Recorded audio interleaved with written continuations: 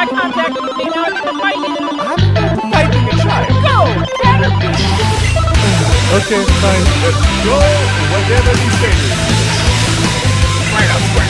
Oh, now I see how you play this game. Hello and welcome to another episode of What are you Rolling 20s. doing? We are the show that is so bad at being stormtroopers, we could actually choose something. This is a pretty I am fun. Jeremy.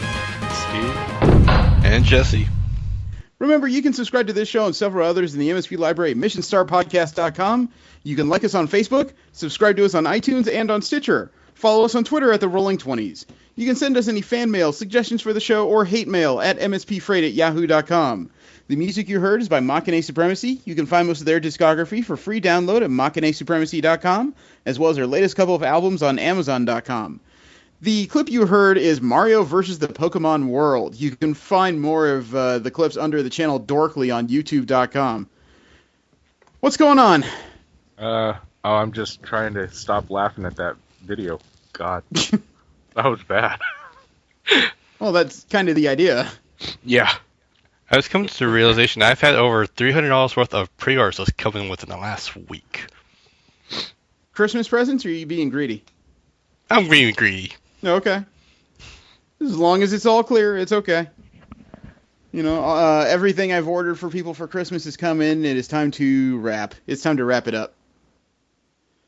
And then it's been a strange few days. I've had a lot of people jumping on me about the interviews we did at Great American Comic-Con. And thankfully, I finished all that audio today. I literally just finished it this afternoon, including the podcast we recorded while we were there. And I was freaking out for a little bit because I thought the section with the cosplayer we interviewed, Viva WW, I thought for a second we lost it somewhere, but it turned out to be on the tail end of something else we recorded. So okay. It took some work to put all that together. We are going to be a little bit video intensive because we are going to go back over the trailers that we didn't get a chance to watch while we were at the show, as well as a couple others that have come forward in recent days. And right now, over the next 6 days, the nerd world is going to lose its damn mind. Yeah. Because it's finally time. That year-and-a-half countdown has ended, and this Thursday, officially, Star Wars The Force Awakens hits movie theaters. Yep. When are you going to see it? Next I week. don't know. If I can possibly convince my mom and my sister, possibly Christmas Day. I have a ticket for Saturday. Nice. You're brave. Well, it's Saturday. It's Saturday morning at 9:00, so it's not You're as still brave as you think. Well, it's either that or I'm not going to see it for 3 weeks because my family's coming in town for a little bit, and they get the lion's share of my attention. Let alone at least two of my kids will not sit through a 2.5-hour film. So I'm not going to be that guy, you know. So it's my opportunity, but I got to give Amazon credit. I got my Christmas bonus in, so I ordered myself a couple things from Amazon. Mm-hmm. That was at midnight on Friday. Everything with the exception of one item is now sitting on my shelf. Wow. Nice. It was delivered today via post office. I forgot that the post office will do express delivery on Sundays. Really? Yeah, that was, yeah, they did that for monetary reasons. Yeah, so I now have Ant-Man, I have a Kotobukiya Wasp ready to go to my office, and I now have the 6th volume of the Blu-ray packs of Ranma 1/2, so I'm nearly done with that. Nice. So, you know, my mood massively improved today. The subject of the week is Batgirl, issues 35 through 36, the recent run by Babs Tarr in DC Comics. We'll get to that in a little bit. Before we get into the news, though, there's one item that came out. What? 35 and 30. I read 35 to 38. I think it was 33 through 36, or was it 35 through 38? Wait, well, I read the stuff that... Yeah. Okay, yeah, it's 35 You said through 38. 35 to 36, and I was like, wait, no, I'm pretty sure Yeah, we it's read more than 35 to two 38. issues. Okay. Yeah, it's 35 to 38. Okay. Before we get into the news of the week, I have an item that came out on the BBC. And I wanted to share it with y'all because I wanted to know how we'd fare in this. The BBC has a test on its website to measure how dark your personality is. I took this test. Okay. Let's see. I sent the link so you can take a look. It is right from the BBC's website, and it's a bunch of sliders that go from strongly disagree to strongly agree. And it's supposed to measure how evil you are. They call it the Dark Triad Questionnaire. And yes, I will have a link for this so everyone can test just what level their evil is. Let's see. They may have taken something different, but yeah. Yeah, the first question is, it's not wise to tell your secrets. I'll agree with that. Yeah. I like to use clever manipulation to get my way. I'm not Hell going to no. I'm not going to go to strongly agree, but yeah, I've been known to do that. Yeah. Whatever it takes, you must get the important people on your side. Oh yeah, hell to the yes, yes. I avoid direct conflict with others because they may be useful in the future. No, not usually. Well, I'll neither agree nor disagree. Okay. Yeah. I tend to stay pretty neutral. It's wise to keep track of information that you can use against people later. I a little bit agree. No, I'm going to put that just a shade below strongly agree simply because I went through high school. Yeah. I remember that. Yeah. You should wait for the right time to get back at people. Oh, yes. Oh, yeah, vengeance is best served cold, man. On ice. There are things you shouldn't hide from other people because they don't need to know. Or things you should hide from other people. Oh, hell yeah. Yes. God, yes. Okay. Make sure your plans benefit you, not others. No, if everybody can win, then that's a good thing. I'm going to leave that in neutral. And Most most people people can be manipulated. I've seen the state of American politics. That's absolutely true. This is, yeah. Whether or not I would do so, I don't know. Yeah, it's not asking I if believe you they are, can. just can most people be manipulated? Yeah, we live it every day. People see me as a natural leader. No. In my case, yeah, sort of. I hate hate being Yes. Yes. No. Strongly agree. All the way over. Strongly Yes. agree with that one. I used to agree with that. Many group activities tend to be dull without me. No. Nope. I'm going to leave that neutral. I know that I'm special because everyone keeps telling me so. Oh, yeah, you don't know me at all. I like to get acquainted with important people. Gee, I just did that last weekend. Nah, I don't care enough. I feel embarrassed if someone compliments me. Well, actually, that's true. Yeah. I've been compared to famous people. Does Animal from the Muppets count? Famous. I'm an average person. Yes. No. Yep. Wait. Yeah, no, now that I think about it, no, I'm not average. No, I am not. I insist on getting the respect I deserve. Yeah. No, I'm usually more of a background guy. Maybe it's just my admin work, but yeah, usually it's like, love me. I like to get revenge on authorities. No. No. Does revenge mean bloody or just like poop on desk? Because I might have done one of those. I avoid dangerous situations. Yes. No, I don't know. I've been after Comic-Con exclusives. I don't know how I feel about that one. Payback needs to be quick and nasty. No. No. Let's see. People often say I'm out of control. No, actually. That's No, what I have but to as of lately with my spinning habits, I don't know. That's people you, often not say other people. people often say I'm out of control. That's what the redhead is for. It's true that I can be mean to others. Yes, that is true. Yeah, I've done it without knowing it. People who mess with me always regret it. Nope. No, I'll leave it neutral. I've never gotten in trouble with the law. This is true. That's true, yeah. That is Unless you not count true. Except for a couple traffic tickets, violations. but yeah. Yeah. That's not true. I've been threatened with arrest. I enjoy having sex with people I hardly know. Disagree. Yeah, no. I'll say anything to get what I want. No. No. Okay. Well, that's the end of it. How'd you do? Infrequently vile. Me too. Wow, okay. I have high Machiavellianism, but below average narcissism and psychopathy. Okay, apparently I need to get an eye patch and a minion. According to this my- test, I am moderately nefarious. I am just above. I'm slowly pushing the red and the what's that word? Machiavellianism. Yeah, but my narcissism and psychopathy are like almost to the bottom. Okay, yeah. According to this, like Don Draper, you are moderately nefarious. You walk on the dark side of humanity, but your ruthless streak may just help you get ahead. It's like a fortune cookie. Yeah, I'm infrequently vile too. So infrequently vile. Mostly you put others before yourself, though you may find occasions in which your dark side shines. Yep. Yeah, I can see that. Okay, so yeah, apparently I am the Dr. Evil in this crew. So we'll move forward into Marvel media news.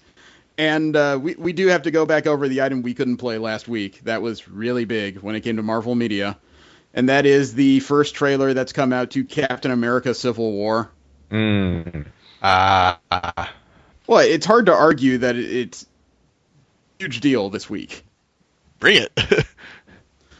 It's been all over media, and people are starting to break this thing down like it's the Zapruder film. I sent the video. Approved for all audience, or approved for appropriate audiences. What's appropriate? Well, Not us. that's one of those subjective things. Yeah. There's Bucky with his hand in a vice. Literally his hand in an industrial vice. That's a press. Your mom's name was Sarah. You used to wear newspapers in your shoes. Mom was hot. You're a wanted man.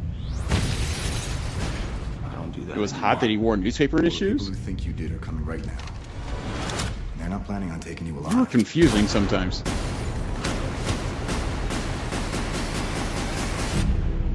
And he missed the building.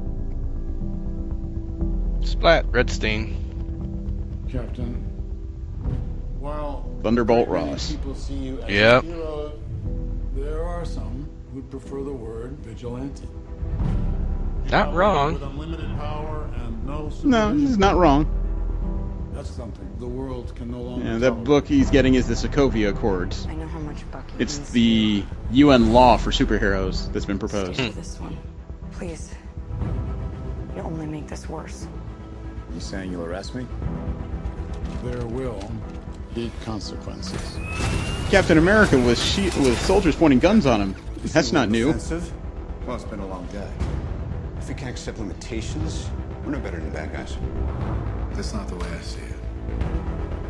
Sometimes I want to punch you in your person. So how late in the movie do you think it'll be before Iron Man and Captain America are whacking on each other? We consider all our options. Second act. The people that shoot at you usually wind up shooting at me too. You know what's about to happen. At least he got the red in the wings this time. Yeah. You want to punch your way out of this. Captain America has a serious problem with doors, I've noticed. What do we do? Really seems to enjoy breaking through them windows. It's easier to break through a window than through a door. Wow. Yeah, holding that helicopter with his bare hands was pretty impressive. You know I wouldn't do this if I had any other choice. But he's my friend. So was I. Oh, fight words. And there they are, kicking his ass. Passing the shield right. The armor's doing its job. How about that? Yeah. May 6, 2016. That is uncomfortably close now that I think about it. Yeah. Really looking forward to it, though. It's an impressive trailer. It delivers a lot, and it makes me curious about the movie. I'm still kind of worried about it going in, though, simply because of how much there is to put into that movie. There is. How much they have to change for this particular universe as well. I know there's a dozen characters in there. Still no Hulk, thankfully, which is probably a good thing. Still no Thor, still probably a good thing. Yeah. They're game changers. Hopefully there's no Ragnarok. Wait, that'll be the next Thor movie. No, Ragnarok was the name of the clone Thor that Iron Man brought out in the Civil War. Oh. Yes. Yeah. Hopefully no Ragnarok. There's been a little more talk from Tom Holland himself about the role Spider-Man may have in the film. Mm-hmm. And he had something interesting to say. We've had theorizations lately that he may show up in an end credit scene or just in a cameo. We talked last weekend and said that we didn't think Spider-Man would hold a major role in the film just because his presence would overshadow a lot of the movie. Yeah. Oh, man, Tom Holland has something funny to say about all of that. He said, quote, "I don't even know what Civil War is about. I was only working on it for a week or two or something. So they offered for me to read the script, and I said, no, I don't want to read it because I'll be doing all these interviews and I'll end up telling secrets and stuff. I've got such a big mouth. So I actually So I actually don't know what it's about. I'm going to watch this film as an audience member rather than someone who's in it. I'll be like, I wonder what my bits are about, unquote. Wow, that's... okay. It sounds like he doesn't even have a speaking role. He's just absolutely clueless about what's going on in this movie. So we need you to take this pose, and then we need you to make this motion here. Don't ask why. Yeah, Peter Parker is an awful reporter, man. He doesn't know dick about what's going on. There is a report that when it comes to Thor Ragnarok, Cate Blanchett is in early talks for an unnamed female lead in the movie. Who? Cate Blanchett. She's been in a few movies, including Indiana Jones and the Kingdom of the Crystal Skull, and she was also in the Lord of the Rings trilogy. I can hear your gears cranking here. What's the issue? She was Galadriel in Lord of the Rings. Yeah. Nobody has named what she could be. There's been a rumor that Valkyrie will be in the movie. However, given her age, I don't think that's quite something she would do. No. I would buy her as the Enchantress. Yeah, that's what I was saying. I say Sorceress, didn't I? There's a couple other people who are guessing she may play Hela, Queen of the Underworld. That would be interesting. Yeah, that sounds more likely, actually, now that I think about it. Well, they'll have to work it out soon because Thor Ragnarok is scheduled to be released November 3rd, 2017. Mm-hmm. There's speaking of Marvel movie sequels, for the Ant-Man and the Wasp movie, Paul Rudd and another writer are working on the script. Let me see. Marvel Studios hired screenwriters Andrew Barrere and Gabriel Ferrari to join Paul Rudd in writing the script for the sequel. Rudd was involved in the writing process in the first Ant-Man, actually. Really? Okay. Yeah. Adam McKay will also be involved in developing the movie story, although Peyton Reed is set to direct it. So, it should be noted, though, that Barrere and Ferrari, they have no major finished films to their credit, but they were involved in the recent writing room meeting of the Transformers sequels. So take that for what you will. I'm not sure we could hold that against it, considering how much Michael Bay was involved with it. Well, Michael Bay actually wasn't involved that much in the latest Transformers movie. Yeah, he was executive producer, I think, in that one. Correct. Other people all took it. So, like I said, these guys don't have any finished credits. They were involved in the writers' roundtable for the Transformers sequels, but I don't know what level they were involved. Yeah. When it comes to Marvel's TV arm, they're finally moving forward on the series I've been waiting to hear about. A man named Scott Buck has been hired as the showrunner for Marvel's Iron Fist series. According to the head of Marvel TV, Jeff Loeb, quote, Scott came in with a take on Iron Fist that simply knocked us off our feet. We always look for the most creative minds in the field to help us bring our heroes to life, and with Scott, we found someone that can deliver yet another great series in the ongoing story of the Defenders, unquote. Nice. All right, let's see what he's been in. Dexter. Scott Buck, he's a showrunner. Oh, he's the title character? Who, Scott Buck? In... he shows no, he's not playing Danny Rand, no. Oh. Scott Buck is the only confirmed name on this show yet. They still haven't even confirmed who the actor that's playing Danny Rand is. Oh, okay. There is no other information out there. There has been some talk about whether or not characters like Daredevil or Jessica Jones could show up in the Avengers Infinity War movies. There are some rumors floating around right now. The movies are going to be directed by the Russo brothers, the guys who turned Captain America Winter Soldier into what it became. They're taking over from Joss Whedon when it comes to the main Avengers films. Mm-hmm. Now, according to talk by the should be in there. The problem is not necessarily storytelling. The problem is procedural.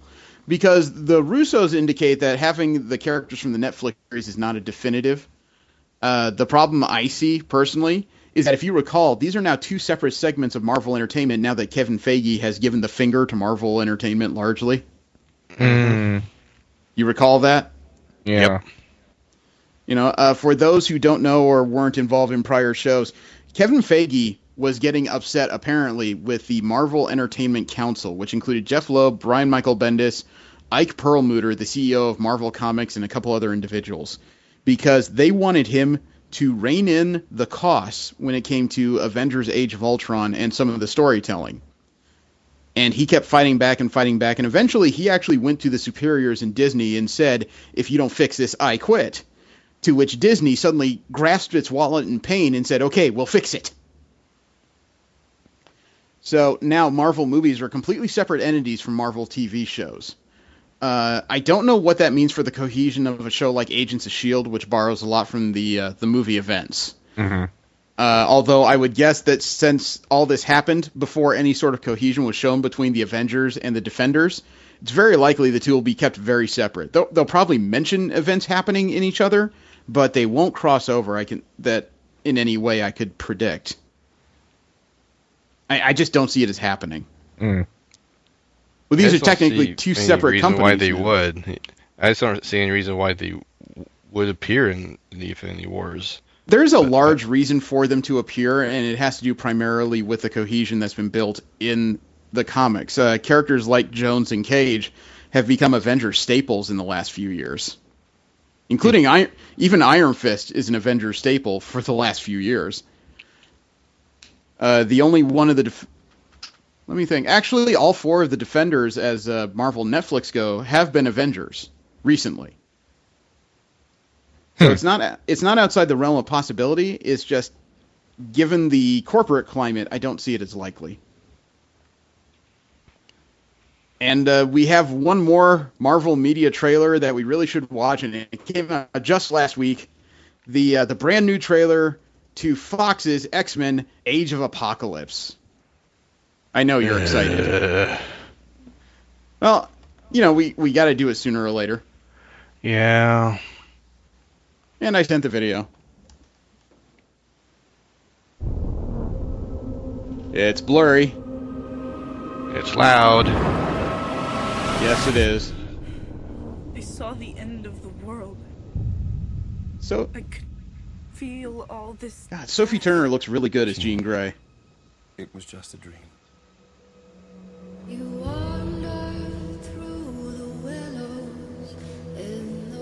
Can I ask you a question? What? Why is it the man who has looked into the eyes of Doom several times as Professor Xavier can't believe that the other resident psychic in the mansion The world found out about mutants. is seeing something she's not supposed to? Who see them as some kind of second coming or sign of God. She's another Maybe he's telepath and she just happened to have a bad dream? I mean, he's just saying that to keep her calm. That could be. Hmm.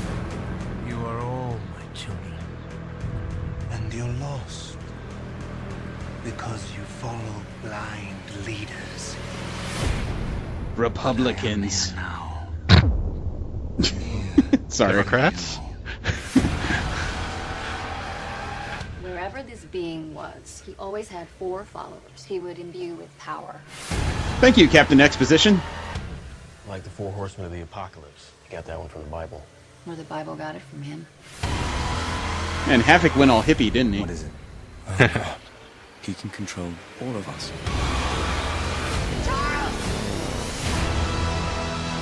The world needs the X-Men. That's why I'm here. To fight. Not all of us can control our powers. Then don't. This is war. Don't. Easy for you to say. Everything they built will fall. And from the ashes of their world, we'll build a better one. Face of Apocalypse So obviously- is better than it does in the promo pics. Yeah. So obviously Storm and Magneto and Archangel. Who's the 4th horseman? I I'm a want to be huge excited for this, but Yeah, I'm a huge not. X-Men fan, but I got several things about this trailer that just aren't really clicking for me. First of all, that last reveal of what's his name? Not Ewan McGregor. God damn it, I forgot his name now. Who plays Professor X in these movies again? I don't know. The last reveal of Professor X with his head shaved fell a little flat. It seemed like it was just kind of random, you know? Yeah.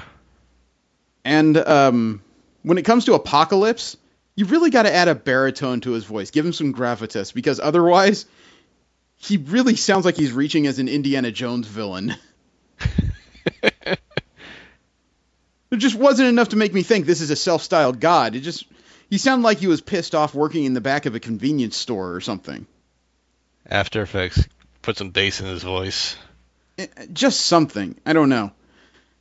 I've also heard complaints that people are saying that because Jennifer Lawrence was tired of 8 hours of makeup applications, they tried to keep the blue skin as little as possible in this movie, which kind of goes against the writing of the character in prior movies.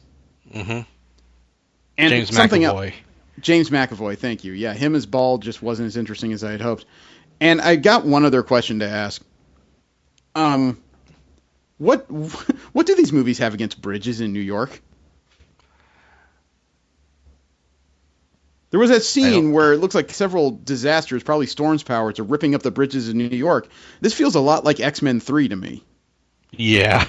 Which is not a good thing.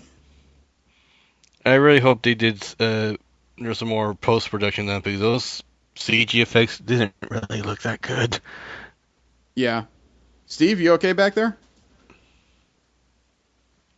He's absolutely silent. What happened? I don't know. Oh, apparently I muted myself. Oh. Aha! Yeah, I'm trying to figure out who the fourth horseman is. It's a woman, it looks like, but I don't It's Magneto, recognize. Storm, Archangel, and Psylocke. Oh, that's Psylocke. Okay, that explains the purple. Yeah, it's Olivia Munn as Pinkish purple. Psylocke. Gotcha. And there's a little more bad news about this movie that really kind of bothers me. Mm-hmm. Something that I only just learned in the last few days. Do you know the name of Simon Kinberg? No. He wrote the screenplay for this movie, X-Men Age of Apocalypse. Uh-huh. You know what else he did? What? X3, The Last Stand. Oh, man. He co-wrote that movie along with Zach Penn. This is not a good sign, because there's a lot of aspects of this movie that, even from the trailer, feel a lot like X3. Yeah. You know, the scene where Quicksilver is running through the mansion. My question is, in that case, is why? Because it's pretty much an established fact that not a lot of people liked the third X-Men movie. There was a lot of complaints about that movie. Why would you ask somebody that was involved in that to come back? Probably because Mr. Kinberg is not very busy lately. He had another movie on his schedule that was recently canceled because Mr. Kinberg also worked on the screenplay for the Fantastic Four movie recently. Okay, so again, God. Why would you ask? Maybe it's because he's the only one that said yes. Like I said, he's probably just not busy. That scene with Quicksilver running through the mansion. There's a point where you have to stop and ask yourself, why isn't he very busy? He works for Fox. Ouch! Shots fired. Shots fired. Well, it's true. It's not like anybody else is going to hire him. All right, from there we'll move into DC media news, and just like with Marvel, we have to go through a trailer we didn't have a chance to do last week, and that is for the perennial and the long-awaited Batman v Superman: Dawn of Justice. You know, you got to find another gear other than groan. If they give me something else less to groan about, I will. They don't have to give you anything to stop you from groaning. You could just stop the exhale for a moment. See? I sent the video.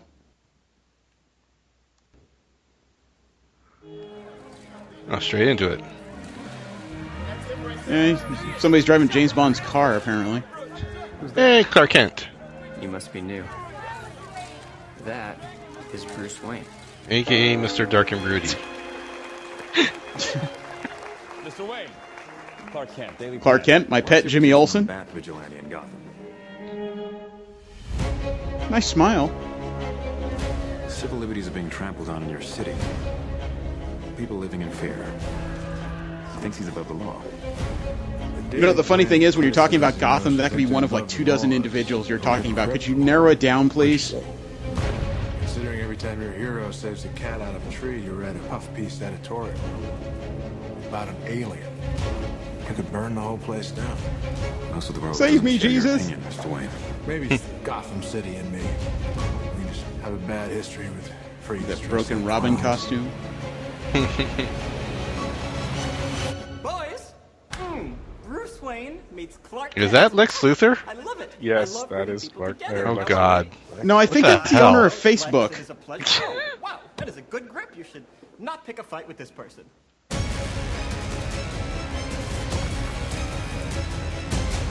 You know the oldest lie in America, Senator? That power can be innocent. I was going to say prop comedy. You're gonna go to war. That son of a bitch brought the war to us. You know you can't win this. He's got a much better Batman voice than Christian Bale. The greatest gladiator match in the history of the world. Son of Krypton versus Bat of Gotham. You're psychotic. Bat of Gotham doesn't sound like a very impressive title, does it? I'm sorry. It's just every time he talks, I hear like maybe the Riddler or something like that. Yeah, but that's not what I was Lex thinking. Luthor. You know, he might have actually made a pretty impressive Joker if they'd let him run. Won't kill God. Yeah. And Zod. The devil will do it. Yeah. Zod mutated. What have you done? I've created a cliche. Teenage Mutant Ninja Doomsday.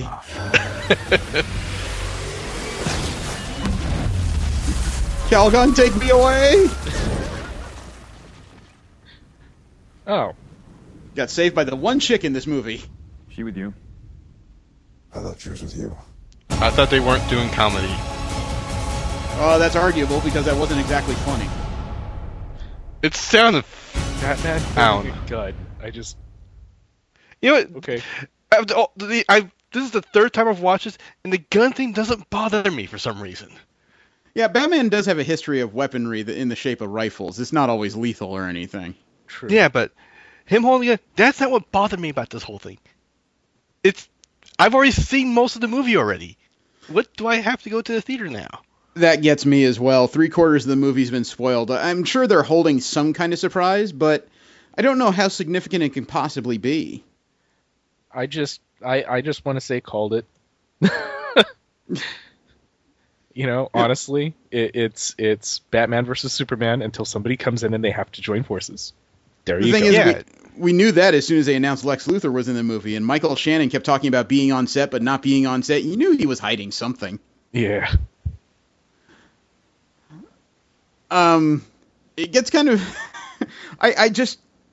I'm really looking for something to excite me about this idea, but I'm still not excited about the idea of the two of them fighting simply because it's inevitable that it will stop. As soon as you find out that this movie is supposed to be the dawn of the Justice League, you know that these two have to stop fighting. Yeah. And unfortunately, I'm really not interested in the outcome because the two characters are two of the biggest cliches in comics today. Yeah. Actually, they're the biggest cliches in comics because the guy who used to be the biggest cliche, Wolverine, died. But now you got a displaced version of himself running around and a twisted clone. Yeah, but to their credit, they didn't bring him back within a few months like they did Superman. They actually left him in the ground. Never mind. He's dead. I know he's dead, but I'm not sure he's in the ground. He is. I wanted more out of all this. I really did. Didn't even get any decent cameos from the other characters who were supposed to be like whisking through this movie, like the Flash or Aquaman or anything. You know, I was on the fence to watch this. I think just now thrown I'm into off. Wonder Woman was enough. At least as far as that goes. Because, yeah, then really, what are you going to have to go see in the theaters? We're going to have to look for the other random people they're throwing in. The appearance of Gal Gadot in that trailer was, for me, the most impressive thing about it. That was actually powerful and steadfast. Exactly, and she it should have been saved for the movie. Yes, I absolutely agree with that. But I will give this, that Ben Affleck looks like he's going to do a pretty credible job as Batman. However, based on that trailer, it looks like he's going to be a pretty bad Bruce Wayne. Yeah. Because Bruce Wayne is always supposed to be able to hide his emotions very well, and Ben Affleck's Batman, either by his acting or by directing, can't hide crap. His disdain is so palatable, you might as well just spit in Clark Kent's face as soon as you start asking him about it. Well, it kind of makes me wonder if Kent had, a bit of an agenda as well. I think it wouldn't be too hard for him to figure out who Batman actually is. You'd think so. Actually, I'll ask you guys real quick before we move on. Where do you sit on the Batman versus Superman debate? Who do you think would win in a no-holds-barred beatdown? Superman. Unless Batman pulls out kryptonite, there's no fucking way he can win. Period. And Jesse, Batman's what do you fair think? for everything, so I'm on the Batman side of that equation. I've sat down and actually ruminated about this. I honestly don't think Batman would have a prayer. Not one. If there's the whole punch from space aspect. There's the fact that Superman moves so fast he could probably kill Batman's entire extended family and build a nice statue out of the remains before he's even done pulling that ring out of his pockets. And there's also the idea that, as we've seen, Superman has no actual limitations. The only things that he can't do is just stuff he hasn't tried yet. Pretty much. So I just don't think it's feasible. If the two of them are actually out to destroy each other, there really is no comparison. Because that's the other thing that Batman does, is he uses escalating means. He doesn't actually go for the biggest takedown he can find, because he's always into his weird theatrics and his trickery. Well, in the case of a Superman, trickery is not going to do you any good, because if he wants to kill you, you're dead already. Yeah. Well, if you're truly saying, okay, Batman's out to kill someone, which for Batman is pretty out of character, but then again, it's pretty out of character for Superman too. For Superman as well. And both of them have killed people, though, in canon. True. Yes, but not usually with the "I'm going to kill you" aspect. It's more of a collateral damage, or there was no other choice. Things along that line. We take morality out of the equation, and they straight want to murder each other. Yeah, then Superman would win. Yeah. It just. Yeah. I think if you kept morality in it and the two of them didn't want to kill each other, you still got to give it up to the guy who can take out an entire gross national product of military-industrial complex. Yeah, that's kind of been, Batman's got his gadgets, which, against the average or even not so average villain is pretty impressive and helpful, but against Superman, it just, no. Yeah, and before I get a bunch of emails saying that we're just marks for one character or another, keep in mind that all three of the people speaking right now are not really fans of Batman or Superman. Yeah, that's true. I'm kind of fans of the ideas behind characters, but not the actual characters themselves.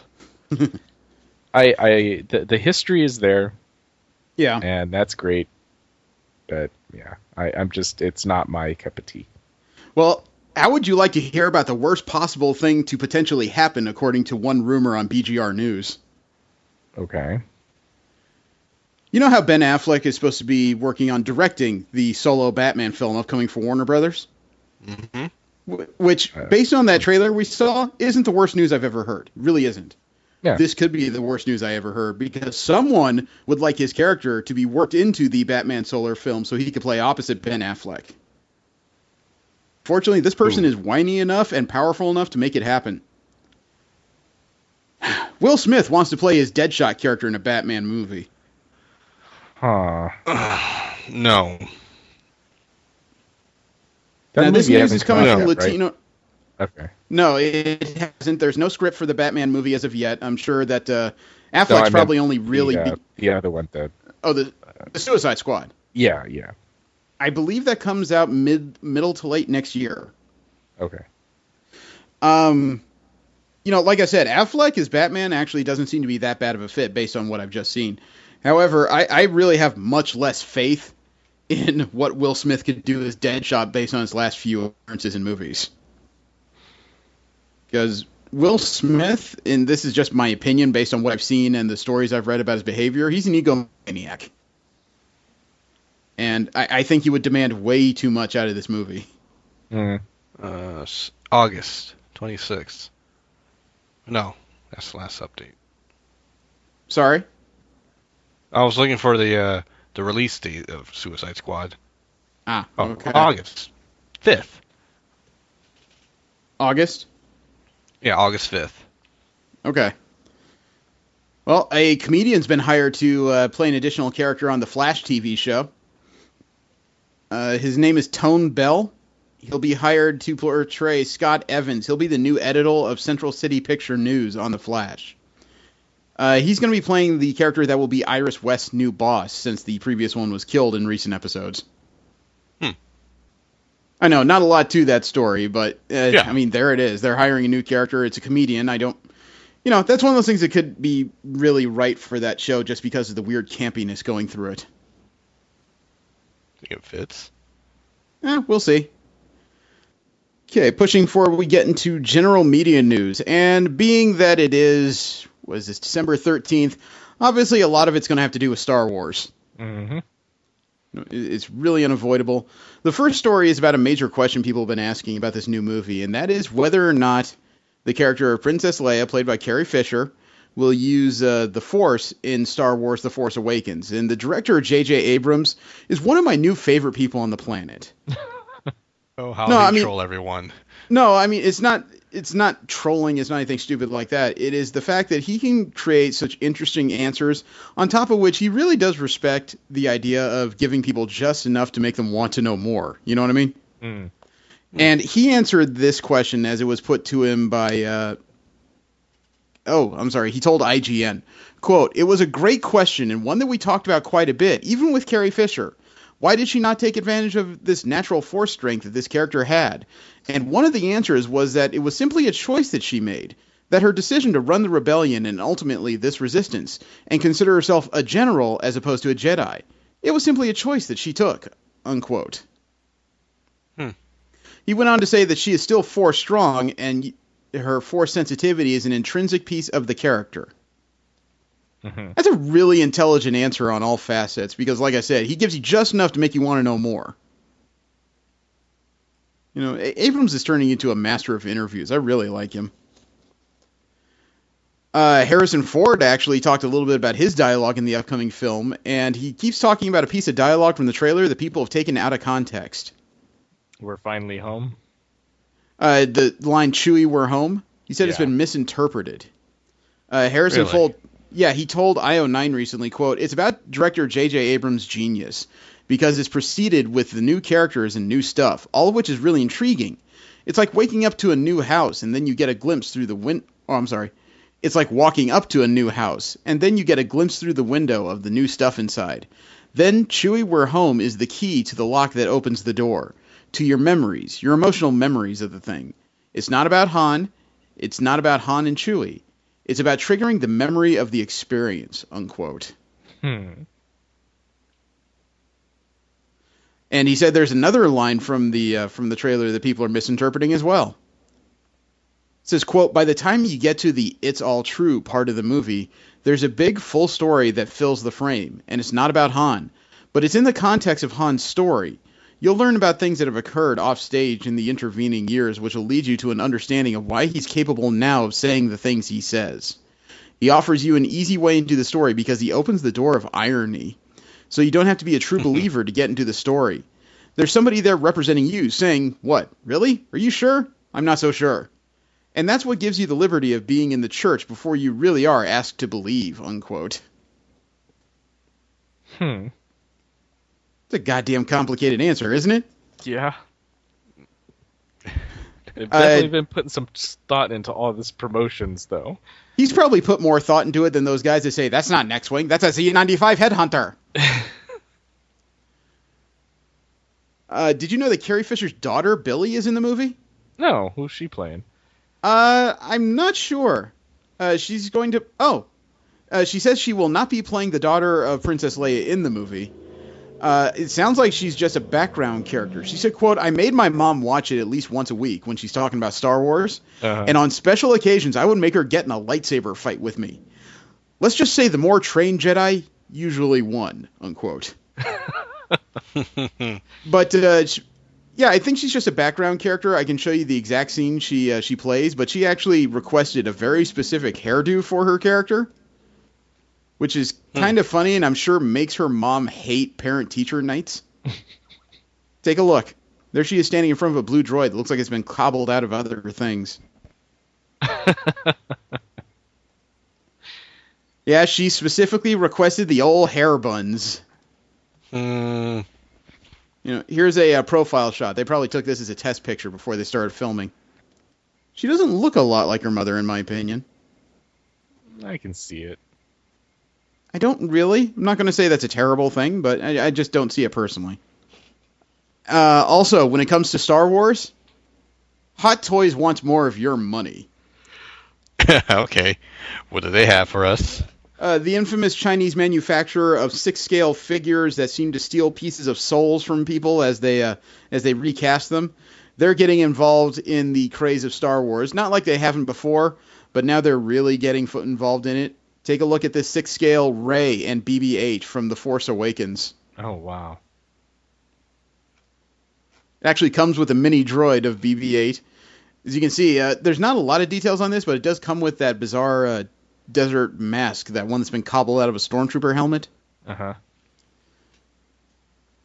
I spent a while staring at this figure. Is it just me, or does her head look very square on this thing? She's got a strong jawline there.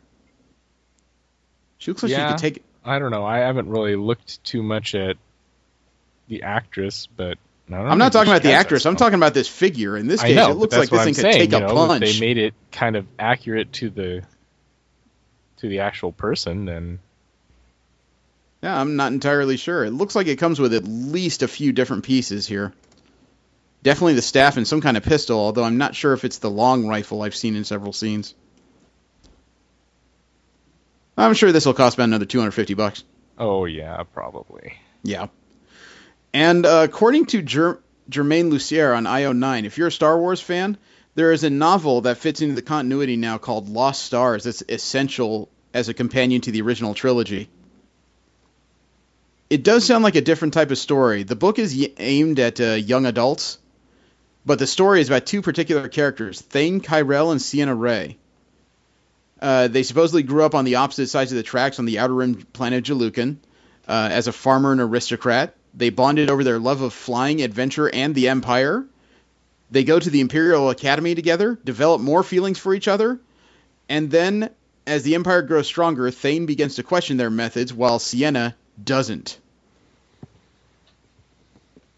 Oh boy. Talk about a mismatch romance. So if you're looking for a good book that's supposed to go along with the original trilogy of films, look for the Star Wars novel Lost Stars. It sounds like a decent read. Mm-hmm. Then again, it's a young adult book, so it may be full of half-naked people trying to glitter as vampires or something. I don't know. I think that's one series that's been way overplayed. Could be worse. It could be a fanfic. You mean 50 Shades of Grey? I thought that's what he was referring to. Take it what you will. Okay. I got another trailer for you guys. One of 3 in this section. Jesse, shut up. What? This one is the trailer to the sequel. No, actually, he'll be happy about this one. Really? Teenage Mutant Ninja Turtles 2? He said that he was more interested in that one than the Age of Apocalypse. This one? Yeah. You know what? I said I liked Star Wars Attack of the Clones more than The Phantom Menace, but Sewage, an improvement above Sewage is still just raw crap, so... So, we shall see. I sent the video. Also approved for appropriate audiences. That's not us. Nope. Oh my god. It's a Transformer! What's happening out there, Donnie? I don't know. Nobody ever knows. It doesn't look good. Welcome to Dimension People X. can't fly. Are those rock guys from the old series? When you say old series, do you mean the Eastman and Laird black and white Daredevil spoofs? No, that piece of shit they put on TV. You're referring to like every Teenage Mutant Ninja Turtle series. You have to be more specific than that. The first one. I don't know. I didn't spend a lot of time really ruminating on that one.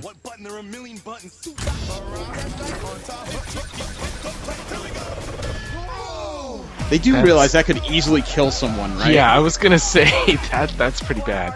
Yeah. Firing manhole covers at people, those things, just by weight alone, they could crush someone, let alone the velocity required to shoot one like that. That's dangerous. Whoa, this never works out well for you. Casey Stephen Jones. Amell, right there. Yeah. What's your name? Whenever Stephen Amell shows up, it never works out well. One question. Are you two guys like a thing? I'm looking for Aaron Moore's. But we could work with that. God. Tyler Perry is Baxter Stockman in a Tyler Perry film. Medea goes to Turtletown. Dude, bringing back the mohawk. Good for you. Oh, y'all got jokes, huh?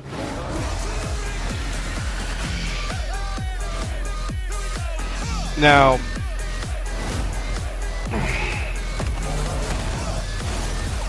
what?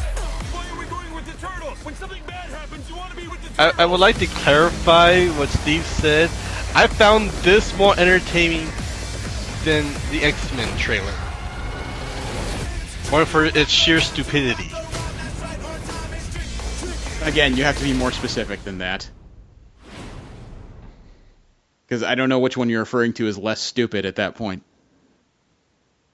He didn't like the Age of Apocalypse trailer. He liked this one more. Ah, yes. I give him credit on the character designs. They took out a lot of that weird tribal stuff they were wearing in the first movie. They're still fucking ugly, though. The idea of casting Sheamus as Rocksteady really kind of throws me quite a bit. You guys know who Sheamus is, I assume. No. The wrestler? Yes, the red-headed Irish wrestler from the World Wrestling Entertainment, currently. He's the one playing Rocksteady for reasons that kind of mystify me.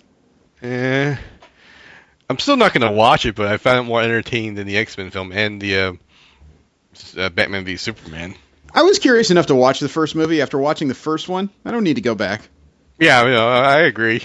That particular well can be capped closed and drilled shut. Yeah, you lot are more brave than I skipped that one. The movie's not so bad when you realize how badly the studio kind of messed with the script. If they kept it the original way, it probably made a ton more sense than if they had just edited out the word aliens and added mutants everywhere. Which, it becomes pretty obvious that's what they did to fix this script. They had so many last-minute rewrites. The corporate raider who was throughout the movie was originally cast as the Shredder, but because test audiences kind of lost their heads, they decided to add some last-minute rewrites and wrote in this mysterious Japanese man who is now the Shredder. You can see all the plot holes coming a mile away. It's amazing. I'm still amused by the fact that they took a corporate guy and wanted to name him the Shredder. I guess I don't know. That kind of made more sense than naming a Japanese guy the Shredder at that point. But at the same time, it just that kind of amuses me. Well, I got another trailer, and this one is also comic book related. Mm-hmm. It turns out Warner Brothers partnered up with Dark Horse Entertainment to bring out a new version of Tarzan. Really? There's an official trailer that was released last week. There is a new Tarzan movie coming. It's supposed to be in theaters July of next year. It's starring Alexander Skarsgård, who Kinda a lot of people snuck it up on everybody. Yeah, a lot of people consider Skarsgård to be a very sexy individual. I don't really know because the projects he's been in are usually vampire related, so I haven't watched them. Oh, so okay. So I sent the video. Warner Brothers, Village Roadshow, and Jungle. Rainforest, I think. Okay. Could be a jungle. Steamboat. Seems everything. That could be the Disney Jungle Cruise. It preys on the old, the sick, the wounded. Okay. It preys on the weak, Amy, good, Gorilla. but never the strong. Just keep shaking it till it flips, lady. He is no normal man. He was thought to be an evil spirit, a ghost in the trees. He is the ghost who walks? Awesome! No man ever started with less.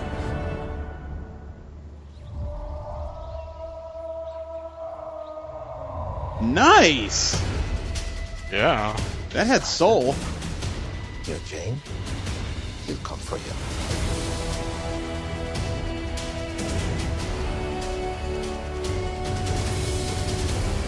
Man, they've used some really impressive vistas in this movie. I might watch this. They painted them at least. Is that Samuel L. Jackson getting yelled at by an ape? I think so. Yep, That's him! Yep. I've had enough of these damn dirty apes. Somebody get these motherfucking apes out of this motherfucking jungle! Yeah, it actually looks pretty interesting, though. That was cool. I like that. King of the jungle. Tarzan. Hear that song, that one, man. I don't care. Was that Tarzan sipping tea? I guess. Okay. I just wanted to make sure I was caught up there. That was pretty nifty, actually. Out of the trailers we watched so far in this show, that was actually the best one, I think. It was starting to go down a really cliche road, but yeah. No, but the visuals were actually pretty impressive, and it's not a new story. It's all about the execution, and that really seems to have a lot of respect for the original pulp roots of the Tarzan comics, you know? So, I'm very curious. I like that. I doubt you'll see a Sheena or anything weird like that, but I'm still curious enough. Last trailer I have second to last trailer I have in this section. Might be another step down campy lane, though, because it's another sequel, and it's another one I don't think anyone asked for, but they made it anyway. Independence Day 2 Resurgence. I saw that. Haven't seen the trailer yet. The trailer just came out today, as far as I know, so I held on to it just in case it was good. So we'll see. Okay. I'm holding out hope, but I sent the video. Film Select, whatever the hell that is. Appropriate audiences. Fox. 20th Century Fox. We're in trouble. Yep. It's an X-Men movie. Run! No. Okay, so the UN is invested heavily in Hummers and Range Rovers. Sounds about right. Or aliens. Something only you might understand. Dinosaurs. Oh god. Talking turtles. Flies. How did you miss that? Seriously, with the satellites that are engaged, especially with the technology they must have glommed in the last invasion, that should have been impossible. What were those fighters? Those were alien-human hybrid.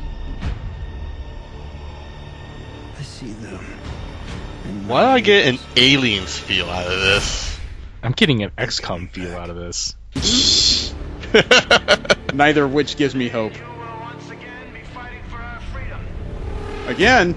Not from tyranny, oppression, or persecution, Well, they replaced Will Smith. but from annihilation. And should we win the day, the 4th of July will no longer be known as an American holiday, Whoop. but as the day when the world Okay, so they're replaying Bill Pullman's speech. Yeah. quietly into the night.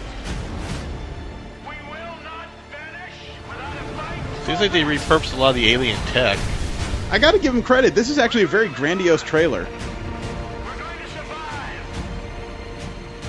This does have a very globe-spanning feel. I'm not quite invested. I'm interested enough to give it a shot. I don't know if I'd say I'll give it a shot, but you have my attention. Bigger than the last one. See, now if Apocalypse Ship looked like that, I'd be frickin' impressed. Maybe that's what happened to the latest in the X-Men trilogies. Maybe they borrowed all the money to make this thing. I have Hasbro. I'm sorry, no. Mattel is getting ready to take a ride down memory lane. They've applied for 2 recent toy trademarks that will mean a lot to people in a particular generation, namely this one. Okay.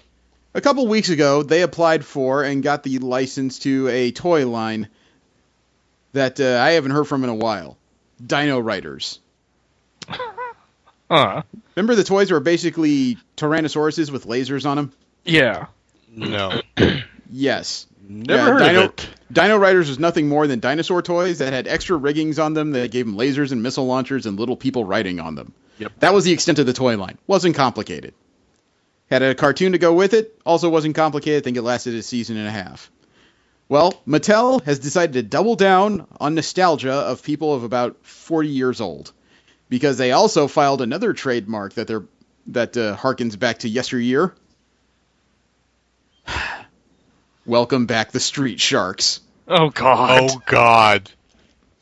Street Sharks, for those of you that are scratching your head in wonderment, was a series from the late 80s, early 90s that was basically Teenage Mutant Ninja Turtles with sharks. That'd be a fair short description, wouldn't you say? Yeah. They were just giant anthropomorphic sharks. And their origin was much less complicated than the Teenage Mutant Ninja Turtles. I don't remember it. I don't think I care to. So it looks like it's coming back. They applied for that trademark on November 25th. So everything that's old is new again. Get some original ideas, damn it. Speaking of which, we lost somebody that had some original ideas as of today. Who? His name was Akiyuki Nosaka. He won a Naoki Prize in Japan for writing the book The Grave of the Fireflies. Oh. He passed away as of December 9th at the age of 85. He was discovered by his wife, who found him unconscious in his home in Chiyoda, Tokyo. An ambulance took him to the hospital. He was pronounced dead at about 10:30. He was on home nursing care at the time. Now, Grave of the Fireflies, for people that haven't watched it, is one of the saddest animes I've ever heard of in my life. I've heard of that. Haven't seen it myself. I couldn't even sit through the entire thing. Yeah, it was a story in post-World War II time in Japan that basically had to do with 2 kids suffering from radiation poisoning.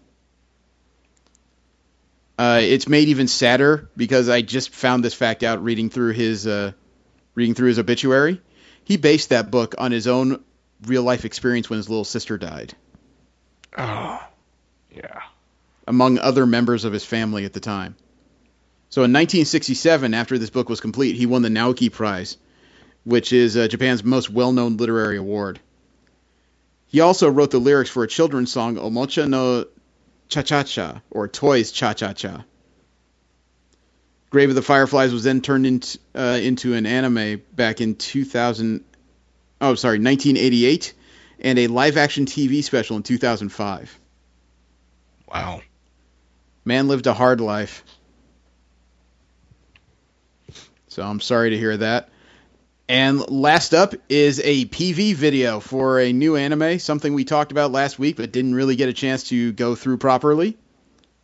A brand new, not something we saw last week, but something brand new PV trailer was released for Mobile Suit Gundam Thunderbolt. I am looking forward to this series. I sent the video.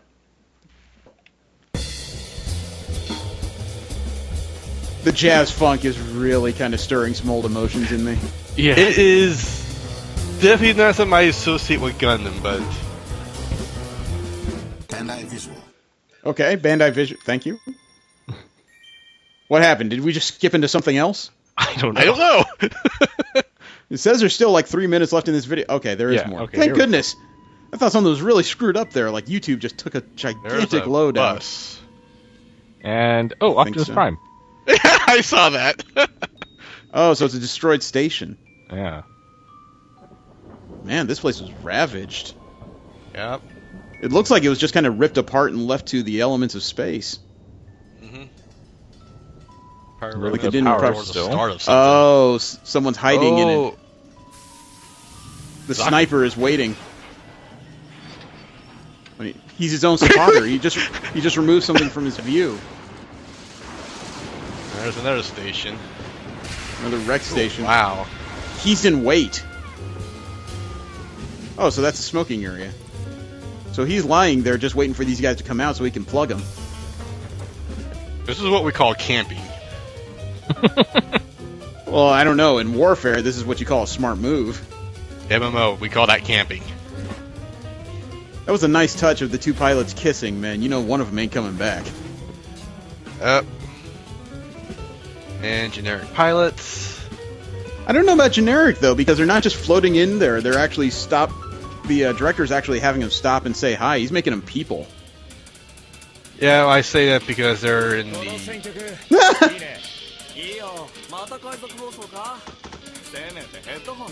Okay, the guy drumming in his console is pretty nifty.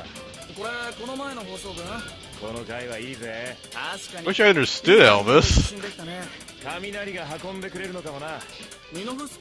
I think they're talking about somebody named Kamina, but I'm not sure. Well, the guy's got glasses, so he's a main character. The guy in the white suit's a main character. The drummer is talking about rhythm, I think.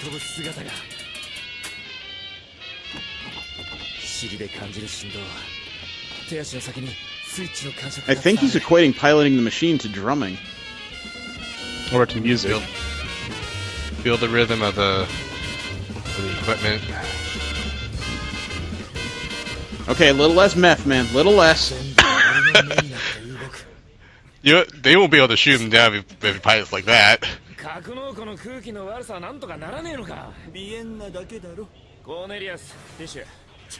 Cornelius.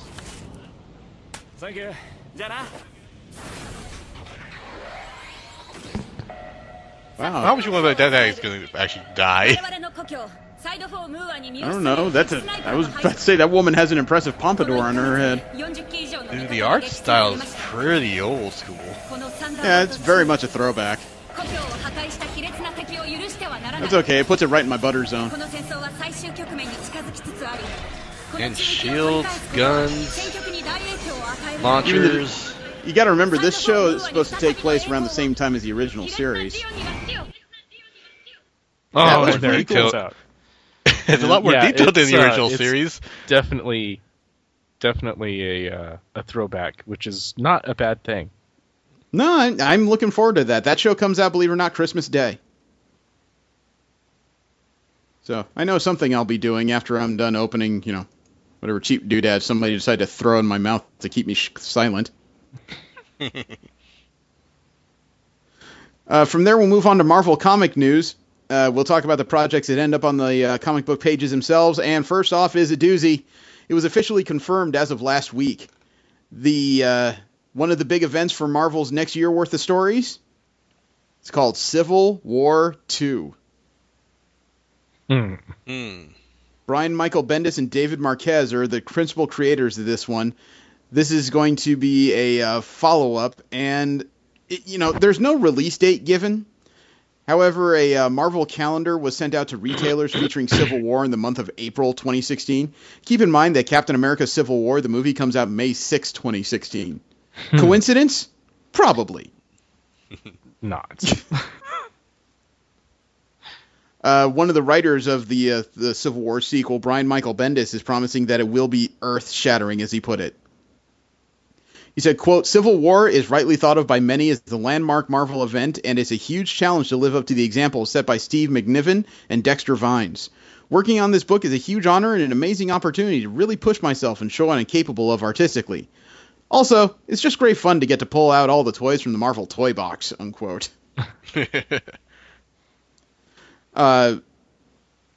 Let me see, Tom Bevrut, he's also editing Civil War 2. He said, quote, the fun thing about Civil War was that the issues involved not only divided the heroes, but they also divided the fans, to say nothing of the creative people.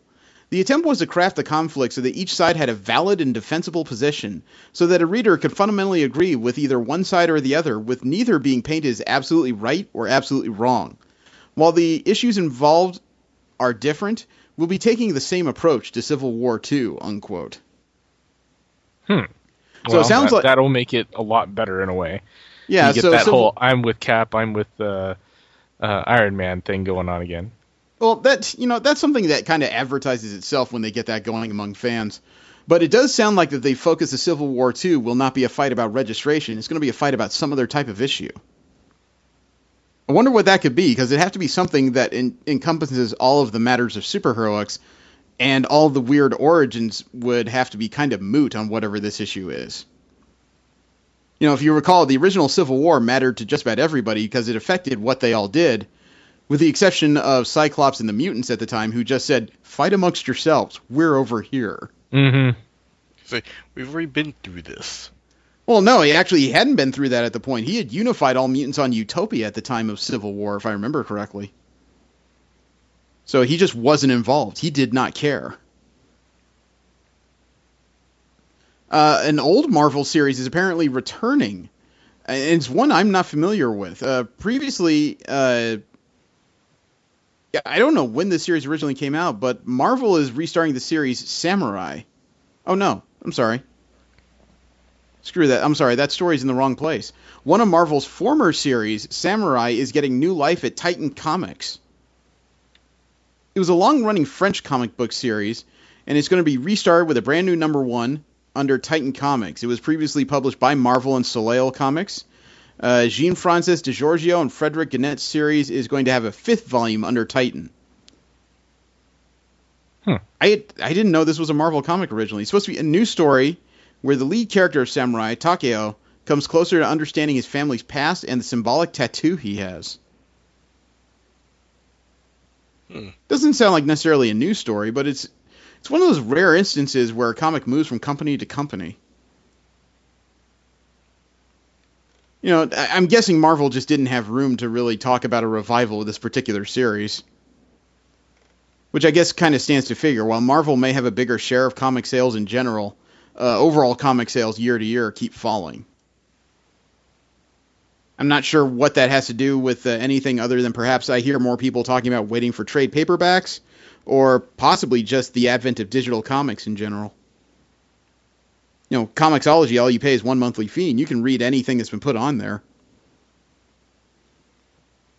So, it's all subjective, unfortunately. Oh, Jesse, remember the big announcement we talked about towards the end of Great American Comic-Con? You have to remind me. Marvel at Brazil's Comic-Con announced that their new summer event for the X-Men will be titled Apocalypse Wars. Yeah. Okay, 2 brand new covers, actually 3 covers, have been released for the different X-Men series going on. One is an homage to the very first appearance of Apocalypse in the X-Men comics. This is going to be the cover of the event in, not Uncanny, Extraordinary X-Men. Take a look.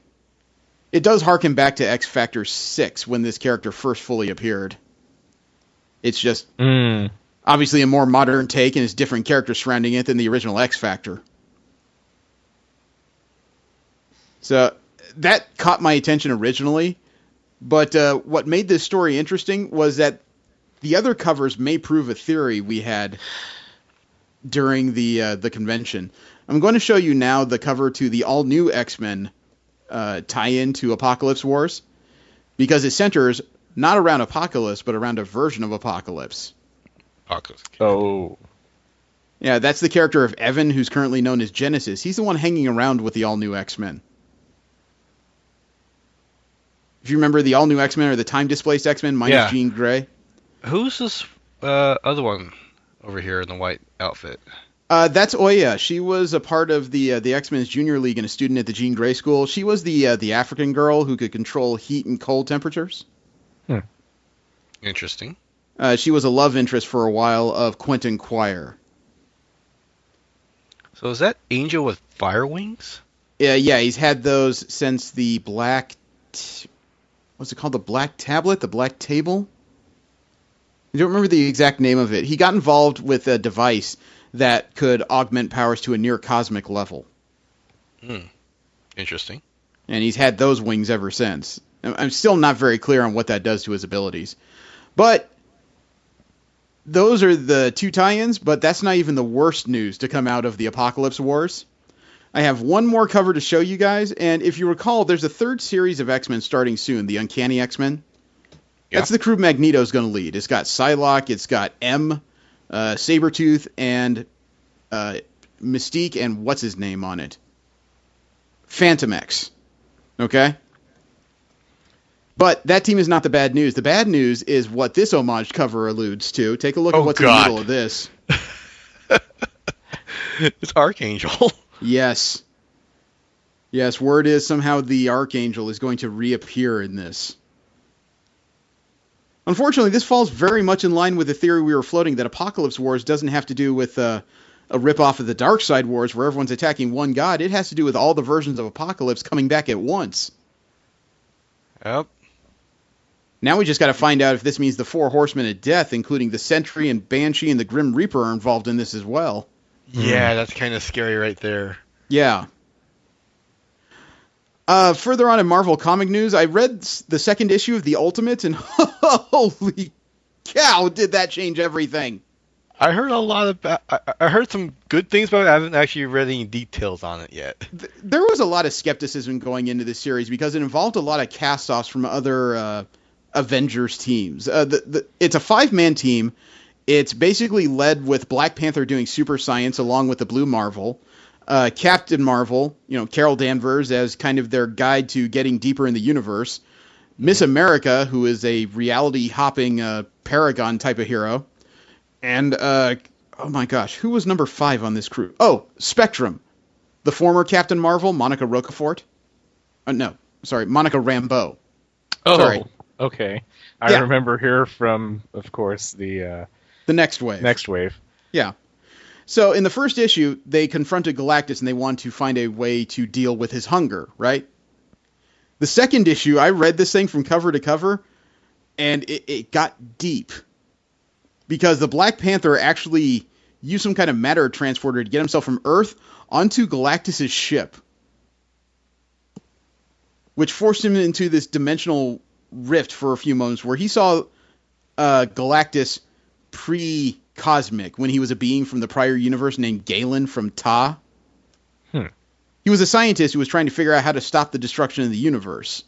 He didn't. His ship was bombarded with mega cosmic rays, and the ship that was built by him and some of the greatest scientific minds of the prior universe, it adapted to the rays and formed in this cocoon, which housed the cosmic rays and allowed him to emerge after his ship was attacked by an armada. They didn't know what this thing was, so they cracked it open, and then, Galactus came out, decided he was hungry, and devoured everything on the ships and started eating planets, right? Mm-hmm. Story as old as time, I guess you could say. Here's the thing. Remember I mentioned there were 2 other members of this team that were not seen at the time of this story, Miss America and Spectrum. Mm-hmm. The reason why they weren't on Galactus' ship was because they were retrieving Galactus' pod, the thing that he emerged from when he was attacked. Because the hypothesis that the Black Panther developed was that he was still incubating at the time he was attacked. He didn't emerge. He was forced out of that pod early. Okay. Yeah, he was forced out of that pod early by the Armada. So what they did was they managed to get him off balance. They attacked him and forced him back into the pod. At which point, Blue Marvel used this isotope he developed, ISO 8, gave it to Spectrum, who was given a blast of energy by both the Blue Marvel and Captain Marvel, tried to turn into whatever energy the pod was using and infused herself into it for a few moments. It turns out that the pod managed to finish its work thanks to their combined influences. And now, as of the very last panel of Ultimates 2, Galactus no longer feeds on planets. He infuses dead planets with cosmic energy now. He brings life back to dead worlds. Now, I saw that, and I realized as I was reading it, they got to change this back sooner or later. Because Galactus is one of those, huge threats in Marvel Comics. But at the same time, this is really new territory here. Yeah. I mean, he's always kind of been considered kind of galactic entropy in a way. He goes around. Well, one of the prior theory that was, or the prior existing theory in comics was that Galactus was the universe's version of a carrion eater. It's it's weeding off the chaff of the universe so that the resources still available will be able to spread to enough for other planets. That doesn't make sense since he actually has to kill life. The carrion feeder means he's already eaten something that's already dead. No, carrion feeders also eat the dying as well. But this is a very strange thing because it says at the end of the book that the title of this one is The Lifebringer. This is what Galactus does now. I wonder if he still needs heralds. Probably doesn't anymore. Oh, it makes me wonder because if you think about it, that means there's going to be 2 or 3 cosmic individuals that are going to be very ticked off very soon. Because Terrax wasn't exactly known for his cuddles. There was also that weird one. I mean, yeah, but I mean, why would you need a herald? You don't need somebody to show up on a dead planet and go, "Behold, Galactus is coming. Prepare yourselves." There's nobody to talk to. I'm not saying he needs a herald necessarily, but that also means there's a mess to clean up because some of his more recent heralds, like Redshift and Stardust, not exactly mentally balanced individuals. Right. Well, I mean, they've been given the ability, the power, whether or not he takes it back.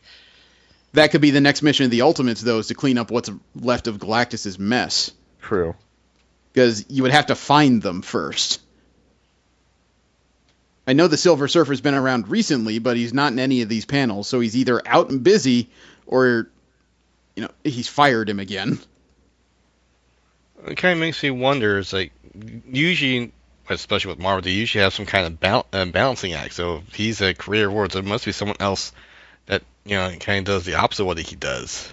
That's kind of the good thing about the Ultimates taking place in the larger cosmic universe of Marvel, because it allows you a lot more room for creation of new characters and new threats that can be very, very huge in scale. Sooner or later, if you keep creating things on Earth, there's only so big it can get before every threat is something that threatens to rip the planet apart. Basically right. Superman's Rogues Gallery. In this case, because everything seems to be taking place off-world, they can create all kinds of brand new stuff that could just be tremendous in scale. Right. Well, okay, so if there was supposed to be, or is, a counterpart to Galactus, and Galactus wasn't finished, then this other being, was it finished?